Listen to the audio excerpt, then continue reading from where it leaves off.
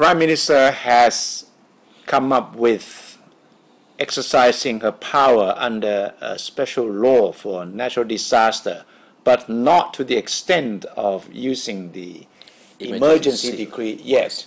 What does it mean? Well, this is a Disaster Prevention and Mitigation Act of the year 2007. Yes. Actually, this is interior ministry law.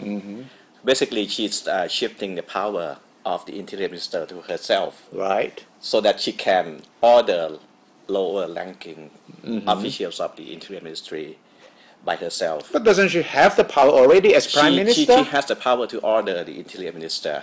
But not directly to the...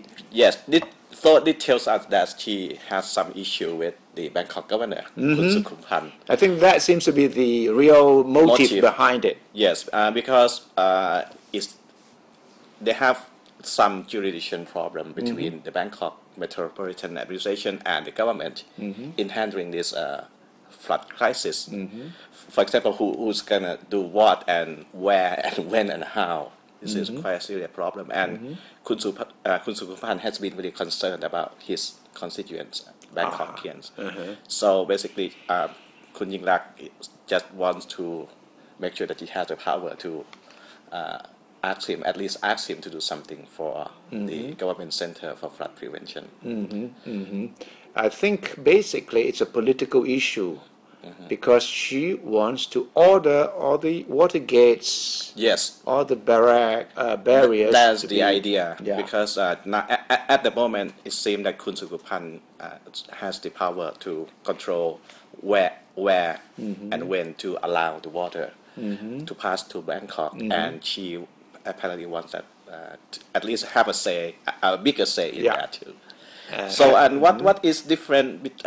What's the difference between this law and the emergency law? Under this law that Kun Yingluck invoked today, she cannot. It doesn't cover the military. Okay. Which means that she this has is civilian rather than military. Yes, which means that she had to give additional orders to ask the soldier to help guarding the crucial spots around Bangkok. It's the sort of the lighter version of an emergency decree, right? Yes. You do it with the civilians, but to declare an emergency decree means that the prominent feature will be the military, and the government seems to be quite reluctant to give the military a very prominent role in the whole thing. At least this is a suspicion that the government has not decided to use the emergency decree because under that law, under that decree, the military will have a very active role. And I think she's trying the light version first. Yes, it seemed that, but it seemed to me it's like a rear guard battle for Kun Yingluck, because initially when she was criticized for not having in full control, she set up the command center in Don Mueang, and then at the time people assumed that she was going to include the BMA into this command center also, which should have the comprehensive power to make decisions. But that proved not to be the case. Kun Yingluck and Kun Sukumpahan just go separate ways. So this is another step, and the next step, the only step that we have left is the emergency decree. It would be a big pity if, because the government is under the Pheu Thai party and the Bangkok government is under the Democrat Party, then they have to really fight a political war. This is a national crisis.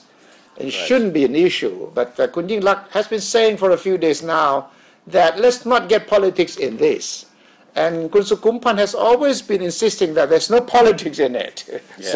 But in the end, it seems that politics is very much part of the game, and that is a big pity. And I think Thai people in general would not forgive them if they do not put away their political differences. So I hope that this lighter version of an emergency decree will at least ease the difficulty between the two parties. I'm not sure, but we shall see in the next few days whether it's going to work or not.